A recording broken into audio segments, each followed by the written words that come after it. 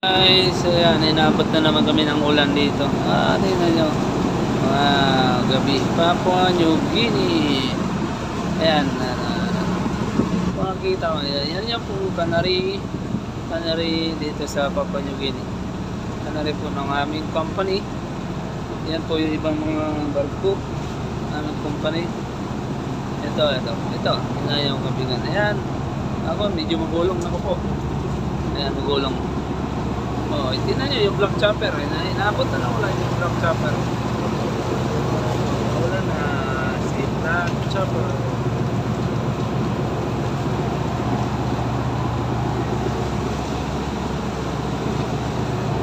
Yan naman ang black chopper. Inaabot na lang wala.